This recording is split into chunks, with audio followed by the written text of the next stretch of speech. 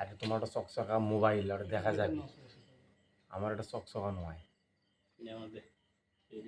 এই যে আর নাল করে ফেলা যাবে।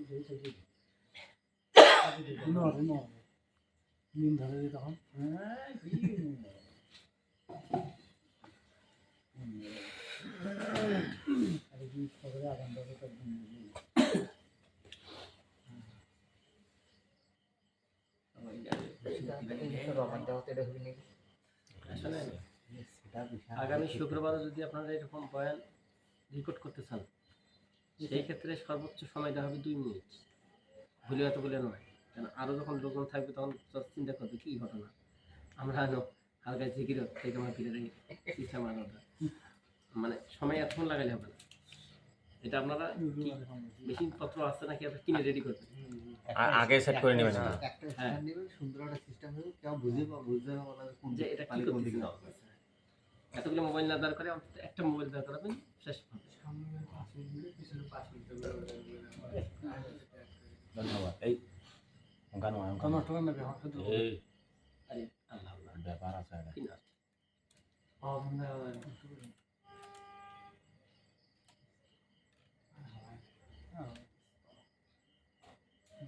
না হাতও পাওয়া না, যে দাঁড়াও।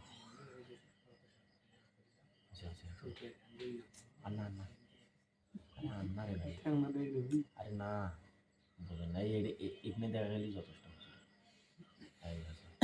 একের মুশকিল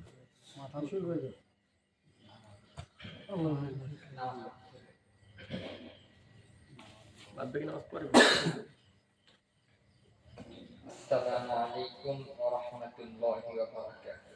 وعليكم السلام ورحمة الله وبركاته. إن الحمد لله الصلاة والسلام على نبي بعده. أعوذ بالله من الشيطان الرجيم.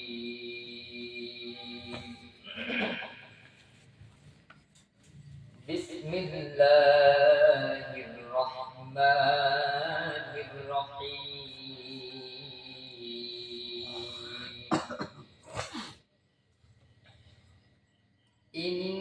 إنما المؤمنون الذين إذا ذكر الله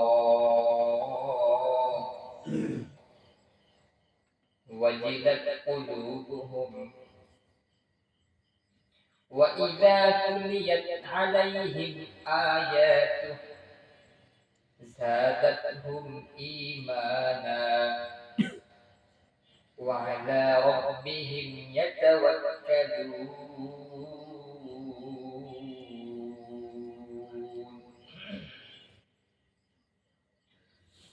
وقال النبي صلى الله عليه وسلم طلب العلم فريضة على كل مسلم ومسلمة، أو كما قال عليه الصلاة والسلام. أي قوم مسلمان خبردار خبردار، أي قوم مسلمان خبردار خبردار. اے وقت نغفلت کہے ہوشیار ہوشیار، اے وقت نغفلت کہے ہوشیار ہوشیار. تو مرد مسلمان ہے تو مرد مسلمان، ایک ہاتھ میں تلوار ہو ایک ہاتھ میں قرآن، ایک ہاتھ میں تلوار ہو ایک ہاتھ میں قرآن. আলহামদুলিল্লাহ, মহান রব্বুল আলামিনের দরবারে লক্ষ লক্ষ কোটি কোটি শুকরিয়া যে আল্লাহ রব্বুল আলামিন আমাদের সবাইকে যাচাই বাছাই করে ছাঁটাই করে মহব্বত করে ভালোবেসে রব্বুল আলামিন ইশার নামাজ পড়ার পরে আজকে এই সুন্দর মাজলিসের ভিতরে আসার বসার তৌফিক দান করেছেন। আমরা সবাই জবান খুলে আওয়াজ দিয়ে বলবো আলহামদুলিল্লাহ। আলহামদুলিল্লাহ। সম্মানিত উপস্থিতি, নবী আলাইহিস সালাতু ওয়াস সালাম বলেন, ইতিপূর্বে আবার বলছি, কথাগুলো মোহাম্মত নিয়ে বলা। আল্লাহ তাআলা যদি কাউকে জান্নাতে দিতে চান তাহলে ওই ব্যক্তিকে ভালো আমল করার সুযোগ করে দেন। সুবহানাল্লাহ। রব্বুল আলামিন যদি কাউকে জাহান্নামে দিতে চান তাহলে ওই ব্যক্তি ভালো আমল করার সুযোগ পাইলেও সে আমল করবে না। ভালো আমল করার সুযোগ পাইলেও সে আমল করবে না। রব্বুল আলামিন তার সুযোগ করে দিলেও তার যদি কপাল পড়া হয় তাহলে সে মসজিদের বারান্দা পর্যন্ত গেলেও ঘুরে আসবে। আর যদি কপাল ভালো হয়, মসজিদে আসার ইচ্ছেই ছিল না, তবে ওই বেচারার কপাল ভালো, রব্বুল আলামিন তাকে জান্নাতে দিবেন। সে যত ব্যস্ততায় থাকুক না কেন, সে মসজিদ পর্যন্ত যে কোনো ভাবেই হোক পৌঁছবে। সুবহানাল্লাহ। আমরা সবাই ব্যবসায়ীরা, রব্বুল আলামিন আমাদের সবাইকে যেহেতু নিজের ব্যবসা থেকে বিরত রেখে আজকের এই দিনী মাজলিসের ভিতরে আসার বসার সুযোগ করে দিয়েছেন, এই জন্য আমরা আবারও রব্বে কারিমের শেখানো ভাষায় বলবো আলহামদুলিল্লাহ। আলহামদুলিল্লাহ। সম্মানিত উপস্থিতি, আমরা সর্বপ্রথম দরুদ ও সালাম পাঠ করব আমার আপনার নবী মুহাম্মদুর রাসূলুল্লাহ, যে নবীর নাম শুনলে তার উম্মতের উপর দরুদ শরীফ পড়া ওয়াজিব হয়ে যায়। আমরা অনেক দামি উম্মত, আমরা যে এত পরিমাণ দামি এটা বলা যাবে না, কেমন দামি। আর আমরা যে এত দামি, আর আমাদের উপরেই দামি জিনিসও আসছে, সেটা রব্বুল আলামিন বলেন যে আমি তোমাদেরকে, তোমরা যেমন দামি, তোমাদের উপরও আমি দামি জিনিস অবতীর্ণ করেছি, সেটা হলো আল কুরআন। এটা কি কথা বলেন? আল কুরআন। নবী আলাইহিস সালাতু ওয়াস সালাম বিদায় হজের ভিতরে বলেন যে আমি তোমাদের প্রতি দুটো জিনিস রেখে গেলাম, একটা হলো আল কুরআন আর একটা হলো সুন্নতে নবী আলাইহিস সালাতু ওয়াস সালাম। যদি তোমরা কোনোদিন সমস্যার ভিতরে পড়ো, যে কোনো সমস্যাই হোক, কুরআন খুলে দেখবা সমস্যার সমাধান হয়ে গিয়েছে। সুবহানাল্লাহ। নবী আলাইহিস সালাতু ওয়াস সালামের মাধ্যমে রব্বুল আলামিন বলে দেন, ইন্নামাল মুমিনুনা আল্লাযীনা ইযা যুকিরাল্লাহ।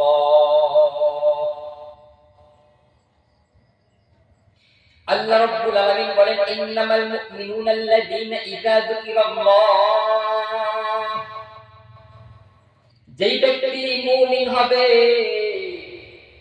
ওই ব্যক্তির সম্পর্কে যখন, ওই ব্যক্তির সামনে যখন রব্বুল আলামিনের জিকির করা হবে, ওই ব্যক্তির সামনে যখন রব্বুল আলামিনের সম্পর্কে আলোচনা করা হবে, ওয়াজিলাত কুলুবুহুম, তাদের অন্তরগুলো ভয়ে ভীত হয়ে যাবে। রব্বুল আলামিন বলেন যে ব্যক্তি মুমিন হবে, যদি সে পরিপূর্ণ মুমিন হয়, ওই ব্যক্তির সামনে যদি রব্বুল আলামিন সম্পর্কে আলোচনা করা হয়, ওই ব্যক্তির সামনে যদি রব্বুল আলামিন সম্পর্কে কোনো জিকির করা হয়, রব্বুল আলামিনের জাহান্নামের ভয় দেখানো হয়, রব্বুল আলামিনের জান্নাতের নাজ নিয়ামতের প্রশংসা করা হয়, ওই ব্যক্তিকে রব্বুল আলামিন বলেন, ওই ব্যক্তি, যেই ব্যক্তি মুমিন, যখনই রব্বুল আলামিনের প্রশংসা শুরু করবে, তখনই ওই মুমিন বান্দার অন্তর ভীত হয়ে যাবে। সুবহানাল্লাহ।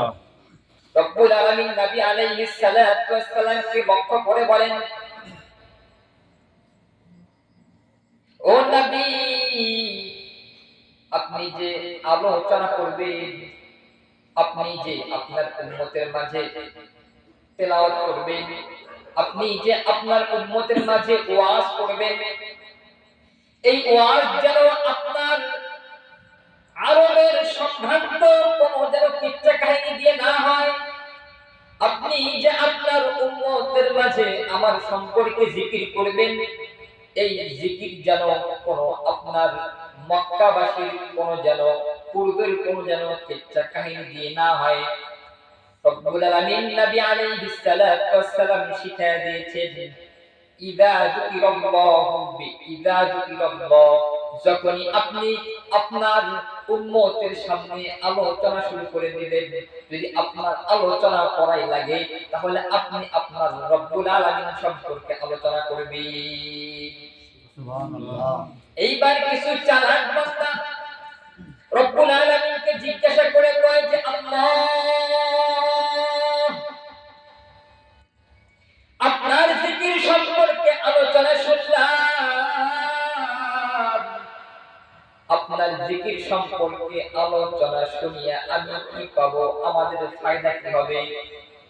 রব্বুল আলামিন এটাও বলে দিয়েছি, ওয়া ইযা তুলিয়াত আয়াতুহু, যখন নবী আলাইহিস সালাতু ওয়াস সালাম তোমাদের মাঝে আয়াত তেলাওয়াত করে শোনাবে যাদাতহুম ঈমানা, যত পরিমাণ আয়াত তেলাওয়াত করে শোনাবে, যত পরিমাণ ওয়াজ করে শোনাবে, তত তোমার ঈমান বাড়তেই থাকবে। সুবহানাল্লাহ। মুসলমান ইমানদার, এইরকম মজলিসে আসলে লস নাই, এইরকম ইসলামী মজলিসে আসলে কোনো ক্ষতি নাই। দুনিয়ার ভিতরে হয়তো একটু ব্যবসা বাণিজ্যের ক্ষতি হইতে পারে, কিন্তু রব্বুল আলামিন যদি আপনার এই আশা বসাটা কবুল করিয়া নেয়, তাহলে মনে করবেন যে আপনি আজকে যে এই আয়সা বসছেন, এই বসা থেকেই আপনার জান্নাত। সুবহানাল্লাহ। রব্বুল আলামিন নিজেই বলে দিয়েছেন যে যখনই আমার আয়াতগুলো পড়ে তোমাদের মাঝে শোনাবে, যত পরিমাণ শোনাবে তত পরিমাণ তোমার ঈমান বাড়তেই থাকবে। আমরা এমন একটা কুরআন পেয়েছি, এই কুরআন দিতে চেয়েছিল রব্বুল আলামিন পাহাড়কে, পাহাড় ভয়ে নাই।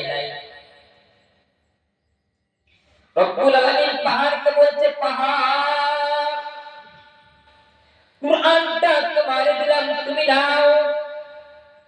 পাহাড় তখন রব্বুল আলামিনকে বলছে, আল্লাহ, যে এই কুরআন বহন করা আমার পক্ষে সম্ভব নয়। আমি একটা মাত্র পাথর, আমি একটা মাত্র মাটি। আমি যদি এই কুরআন বহন করি, যে কুরআনের আজমতে, কুরআনের বরকতে, কুরআনের শ্রেষ্ঠত্বে, কুরআনের যেই লেখাগুলো আছে, আপনার যেই কথাগুলো আছে, এই কথাগুলো ভারী হওয়ার কারণে আমি পাহাড় ধ্বংস হয়ে বালুর মতো চূর্ণ বিচূর্ণ হয়ে যাব। পাহাড় বলে, আল্লাহ, এই কুরআন আমি পাহাড়ের পক্ষে সম্ভব নয়, আমি এটা বহন করতে পারবো না। এরপর যখন রব্বুল আলামিন মানুষের প্রস্তাব দিলেন, মানুষকে বলেন যে মানুষ, তোমাদের প্রতি আমি এমন একটা কিতাব নাযিল করব, এই কিতাব যদি তোমরা পেয়ে যাও, তাহলে এই পৃথিবীর ভিতরে আর কিচ্ছু লাগবে না, কোথাও তোমরা থাকবে না। যে কোনো সমস্যাই হোক না কেন, এই কিতাব যদি তোমরা খোলো, যদি কিতাবটা ভালো করে বুঝো, তাহলে এই কিতাবটা বুঝিয়াই তোমরা তোমাদের সমস্যার সমাধান করতে পারবা। রব্বুল আলামিন এই কিতাব দিয়েছে আমাদের প্রতি, এই কিতাব অবতীর্ণ করেছে আমাদের উপরে, মানুষের উপরে। পাহাড় সবচেয়ে শক্তিশালী পাথরের পাহাড়, পাহাড় এই কিতাব নেওয়ার জন্য পাহাড়ের এই কিতাব বহন করা সক্ষম হয় নাই, ভয় নাই। মানুষকে দিয়েছে, মানুষ মাথা পেতে নিয়ে নিয়েছে। এখন আপনাদের কাছে আবার প্রশ্ন, এখন আপনারা বলেন তো পাহাড় সবচেয়ে দামি হয়ে গিয়েছে না মানুষ দামি হয়ে গিয়েছে? মানুষ। কুরআন নাযিল হওয়ার পরে মানুষ তো এমনিতেই দামি। যখনই মানুষ এই কিতাব মাথা পেতে নিয়ে নিয়েছে, তখনই মানুষ আরো সবচেয়ে দামি হয়ে গিয়েছে। এই মানুষ যতদিন পর্যন্ত এই কিতাব বহন করবে, এটা এমন একটা কিতাব যে ব্যক্তি মুমিন হবে যদি পাক্কা ঈমানদার হয়, আর যদি নিম্নমানেরও ঈমানদার হয়, এই কিতাব যদি কোন মুমিনের সামনে একটু মুমিনের সামনে যদি একটু এই কিতাবকে অবহেলা করে, এই কিতাবকে অসম্মান করে, আমি মনে করি কোন মুমিন এইটা মেনে নেবে না। কেননা রব্বুল আলামিন আমাদেরকে যেই কিতাব দিয়েছেন, এই কিতাব সবচেয়ে দামি কিতাব। এমনকি এই কিতাবের উপরে যে গ্লাসটা লাগানো হয়, এই কিতাবের উপরে যে কাপড়টা লাগানো হয়, এই কিতাবের সঙ্গে যে কাঠটা লেগে থাকে, এই কিতাব যেমন দামি, ওই কাপড়টাও কিন্তু ঠিক তেমনই দামি হয়ে যায়। যে কাঠটা এই কিতাবের সঙ্গে লেগে থাকে, এই কিতাব যেমন দামি, ওই কাঠটাও কিন্তু ঠিক তেমনই দামি হয়ে যায়। এখন বলেন মুসলমান ঈমানদার, রব্বুল আলামিন এই কিতাব নাযিল করেছেন আমাদের উপরে, আমরা এই কিতাব বহন করি। সামান্য একটা কাঠ যদি এই কিতাবের সঙ্গে লেগে থাকার কারণে কিতাব দামি হয়ে যায়, সামান্য একটা কাপড় যদি এই কিতাবের সঙ্গে লেগে থাকার কারণে কিতাব দামি হয়ে যায়, এখন আপনারাই বলেন এই কিতাব বহন করি আমরা, এই কিতাব পড়ি আমরা, এই কিতাব তেলাওয়াত করি আমরা, এই কিতাব নামাজে পড়ি আমরা। কিছু মুসলমান আছে এই কিতাব সকালেও পড়ে, বিকালেও পড়ে, সন্ধ্যাও পড়ে, যত পড়ে ততই মজা লাগে, যত পড়ে ততই মজা লাগে, যত পড়ে ততই মজা লাগে। এখন আপনারাই বলেন তাহলে আমরা কেমন দামি? এই কিতাব যদি কেউ ঠিকভাবে মেনে নেয়, তাহলে আমি মনে করি ওই ব্যক্তি দুনিয়াতেও সফল, আখিরাতেও সফল। দুনিয়াতে সফল কেমনে? ওই ব্যক্তি যদি ওই কিতাব অনুযায়ী চলে, রব্বুল আলামিন যেমনে চলতে বলেছেন তেমনি যদি চলে, তাহলে দুনিয়ার ভেতরে মানুষ তাকে ভালোবাসবে কিনা? কথা বলেন। মানুষ এত পরিমাণ ভালোবাসবে, সে কল্পনাও করতে পারবে না যে আমি এত পরিমাণ মানুষের ভালোবাসার পাত্র হইলাম কেমন। দেখেন না ওলামায়ে কেরাম কি মানুষ ভালোবাসে না? মানুষ সব সহ্য করতে পারে, কিন্তু যখনই একটা আলেমকে গালি দেবে, যদি আলেমের প্রতি বিন্দু পরিমাণ যদি কারো মহব্বত থাকে, ওই ব্যক্তি কঠিন কালেও সেটা মেনে নেবে না। কেননা নবী আলাইহিস সালাতু ওয়াস সালাম বলেন, যদি পারো আলেম হও, যদি পারো কি হও? আলেম হও। যদি আলেম হইতেও না পারো তাহলে আলেমদের মহব্বত করো, আর যদি আলেমদের মহব্বত করতেও না পারো, ভুলে গেছি, যদি আলেম হইতে না পারো তাহলে আলেমের সঙ্গে সম্পর্ক রাখো, আর যদি সম্পর্ক রাখতেও না পারো তাহলে আলেমকে মহব্বত করো, আর যদি মহব্বতও করতে না পারো তাহলে ঘৃণা করিও। কি করিও? ঘৃণা করিও। মনে রাখবেন আল্লামা নুরুল ইসলাম সাহেব দামাত বারকাতুন আলিয়া, ওনার কিতাবে আমি দেখছি যে ওয়ারাসাতুল আম্বিয়াকে মহব্বত করা মানে নবী আলাইহিস সালাতু ওয়াস সালামদেরকে মহব্বত করা। সুবহানাল্লাহ। এখন বলেন তো একটা উদাহরণ দেই, কারো বাড়িতে মেহমান আসে, এখন ওই মেহমানের বন্ধু, ওই মেজবানের বন্ধু আরেকজন।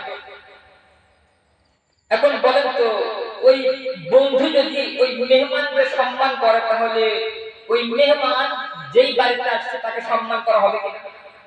কথা বলে, সম্মান করা হবে?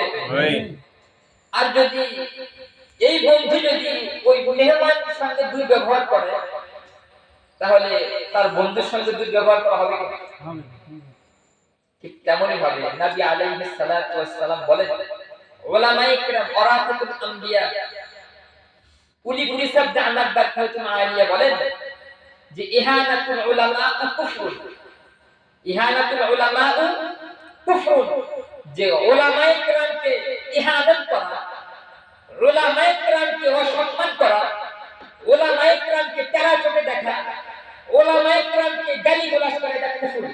এটা কি কুফর? এটা হলো কাফেরের সমতুল্য। এই জন্য মেরে ভাইও, আমরা কোন উলামায়ে কিরামকে যদি মুহাব্বত করতে নাও পারি, ঘৃণা করব ইনশাআল্লাহ। সম্মানিত উপস্থিতি, আমার বলার উদ্দেশ্য হলো যে ফিতনার সময় চলে আসছে। দেখেন কাকরাইল মসজিদে কালকেও বাইতুল মুকাররমে মারামারি কি জন্য জানেন? এখন মনে অনেক লোকই জানে না। আমাদের তাবলীগ জামাত কিন্তু দুই ভাগ হয়ে গেছে। তাবলীগ জামাত কয় ভাগ? দুই ভাগ। একটা হলো উলামায়ে কিরাম গ্রুপ, একটা হলো উলামা সারা গ্রুপ। এখন বলেন, যেই ব্যক্তিগুলো তাবলীগ জামাত কিভাবে করতে হয় শিখাই দিল,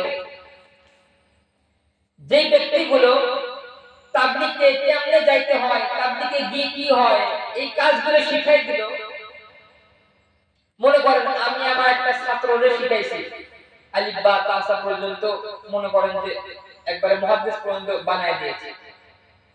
এখন সে যদি আমার কাছে আসি টক্কর লাগায়, তাহলে ওই লোক কি বেয়াদব, ওই ছাত্র কি বেয়াদব না আদব? বেয়াদব।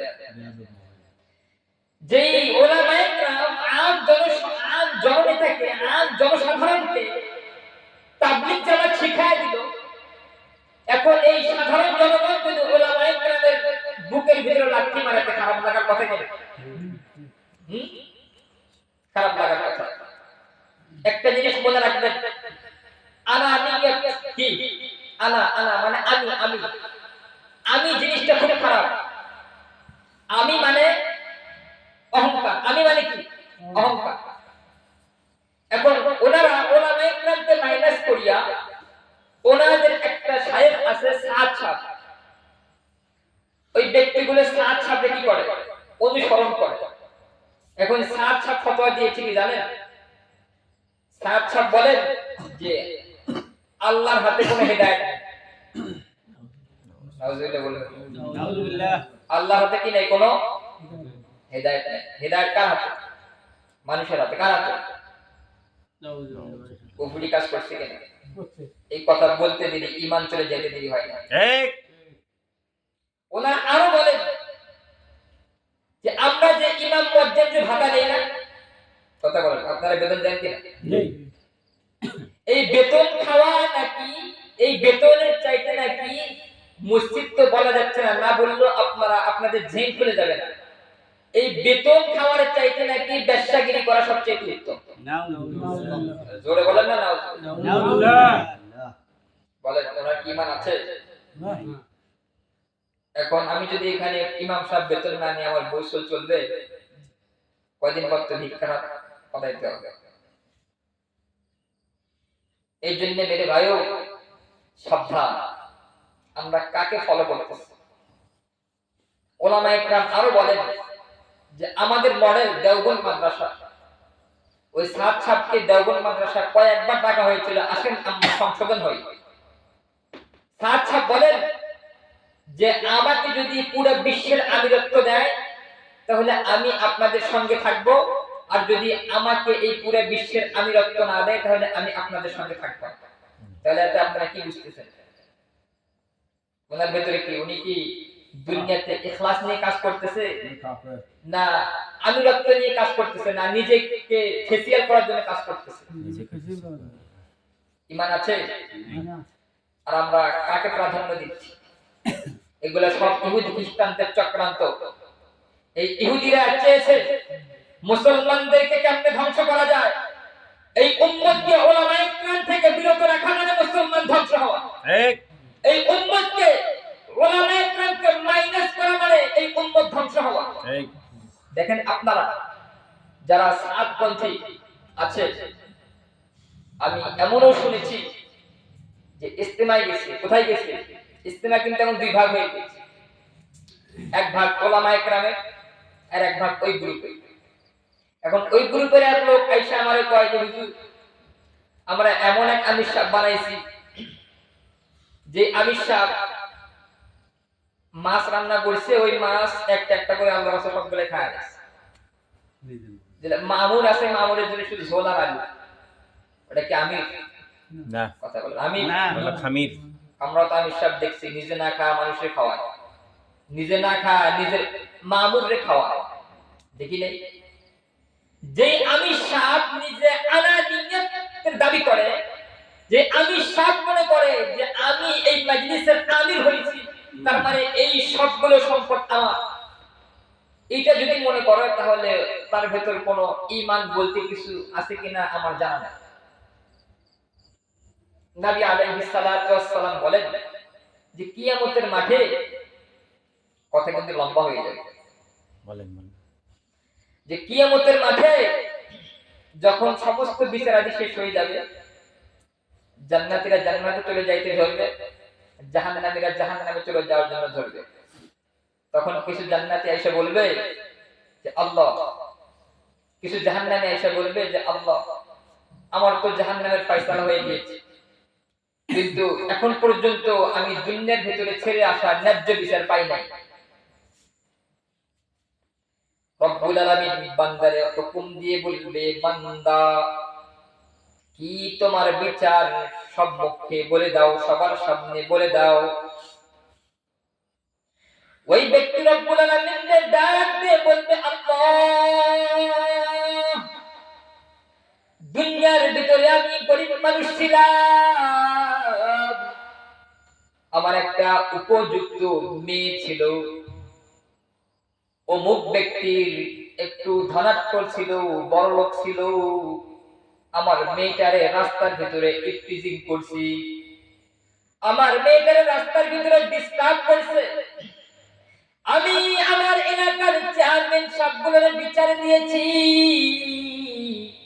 ওই দিন আমি স্বচ্ছ বিচার পাই নাই, ন্যায্য বিচার পাই নাই। আল্লাহ আজকে আমি ওইটার বিচার চাই। আরেকজন ব্যক্তি দাঁড়িয়ে বলবে, আল্লাহ আমি অমুক ব্যক্তিকে টাকা ধার দিয়েছিলাম, ওই ব্যক্তি একটু ক্ষমতাশীল ছিল, আমি যখনই তার কাছে টাকা চাওয়ার জন্য গিয়েছি তখনই সে আমারে ধার ধাক্কা দিয়ে বাড়ি থেকে বের করে দিয়েছে। আল্লাহ আমি ওই দিন টাকাও পাই নাই, মানুষের কাছে বিচার দিয়েছি, ওই দিন ন্যায্য বিচারও পাই নাই, আমি আজকে ন্যায্য বিচার চাই। আরেক ব্যক্তি দাঁড়িয়ে বলবে, আল্লাহ অমুক ব্যক্তির ঘরের সঙ্গে আমার ঘর ছিল, অমুক ব্যক্তির জমির সঙ্গে আমার জমি ছিল, ওই ব্যক্তি জমির আইল ফেলতে ফেলতে ফেলতে ফেলতে এত পরিমাণ ফেলছে, এমনকি আমার জমির 1 থেকে 2 হাত পরিমাণ চলে গিয়েছি। ওই দিন আমি এলাকার মানুষের কাছে বিচার দিয়েছিলাম, আমি ওই জমিও পাই নাই, আমি এলাকার ভিতরে ন্যায্য বিচারও পাই নাই, কিন্তু আজকে আমি আমার উত্তম ন্যায্য বিচার চাই। ওই দিন রব্বুল আলামিন যেই ব্যক্তি দোষী, ওই অপরাধীকে ডাকবে, ডেকে বলবে যে এই ব্যক্তি যে তোমার নামে যেই অপবাদগুলো দিয়েছে এগুলো ঠিক আছে কিনা বলো। ওই দিন কিচ্ছু করার নাই, স্পষ্ট মুখে সত্য কথা বলে দিবে, জি আল্লাহ ওই ব্যক্তি যা বলছে সব সত্যই বলছে। রব্বুল আলামিন বলবে তোমার যে সওয়াবগুলো আছে সওয়াবগুলো তারে দিয়ে দাও, যেই পরিমাণ অপরাধ করেছো তোমার যে সওয়াব আছে ওই পরিমাণ সওয়াবটারে দিয়ে দাও। এখন ওই ব্যক্তিও যদি জাহান্নামী হয়, জাহান্নামের ফয়সালা হয়ে যায়, ওই ব্যক্তিরে বলবে তোমার তো কোনো সওয়াব নাই, তোমার যে ওই ব্যক্তির তোমার যে সঙ্গী ভাই যার তুমি অপরাধ করছো ওই ব্যক্তির যে গুনাহগুলো আছে এই গুনাহগুলো তুমি নিয়ে নাও। ওই দিন পাবে ন্যায্য বিচার। ওই দিন কি পাবে? উত্তম বিচার কি পাবে? ওই দিন পাবে। এখন আপনারাই বলেন তো, এখন আপনারাই ফতোয়া দেন যে আমির সাহেব যে পুরা মজলিসের 20-25 জনের মাছ একাই খায় ফেলাইলো, এখন এই আমির সাহেবের কি হবে? কথা বলেন আমির সাহেবের কি হবে? মুশকিল সমস্যা। ওই দিন বিচার হবে কিনা? এখন আমার বলার উদ্দেশ্য হলো, মেরে ভাইও আমাদের চোখ কান এখনো খোলা আছে।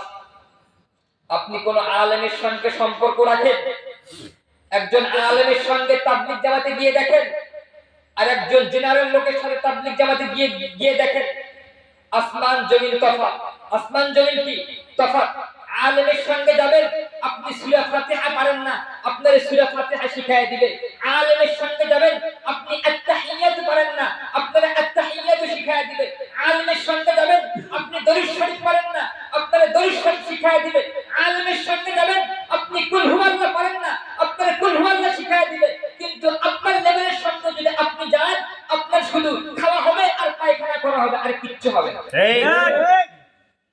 এই জন্য মেরে ভাই, যদি তাবলীগ করাই লাগে, যদি নেতৃত্ব দেওয়াই লাগে, তাহলে কারে দিব?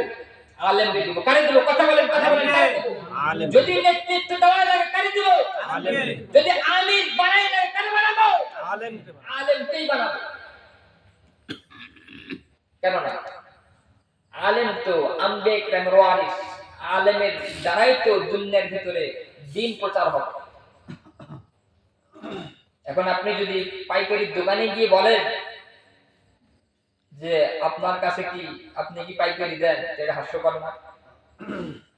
পাইকারি দোকানে গিয়ে যদি বলে যে আপনি কি পাইকারি দেন, আপনার কাছে কি মাল আছে, এটা হাস্যকর নয়? এখন কোন ব্যক্তি যদি আলেমকে যদি বলে যে আপনি কি তাবলীগ বোঝেন, কথা বলেন, যদি কোন ব্যক্তি যদি আলেমকে গিয়ে বলে আপনি কি তাবলীগ বোঝেন, এটা কি হাস্যকর নয়? তাবলীগ তো আমরাই শিখাই দিলাম কেমনে তাবলীগ করতে হয়। দিন তো ওদেরকে তো আমরাই ধরে মসজিদে আনাইছি। এখন আমাদেরকে যদি বলে যে অমুকে তাবলীগ বোঝে, এখন 3 চিল্লা দিয়ে মুফতি সাহেব দাবি করে, আছে না? আছে। 3 চিল্লা দিয়ে কি দাবি করে? মুফতি সাহেব দাবি করে। মৃত্যু। মুফতি সাহেব হওয়া তো সোজা না, 15 বছর ডাল পানি খাওয়া লাগবে। এই জন্য মেরে ভাই, আসুন আমাদেরকে যদি নেতৃত্ব দিতেই হয় তাহলে আলেমকে দিব ইনশাআল্লাহ। ওয়া আখির দাওয়ানা আলহামদুলিল্লাহি রাব্বিল আলামিন। যা কিছু বলা হলো, শোনা হলো, আল্লাহ তাআলা সবাইকে আমল করার তৌফিক দান করুন। আমিন।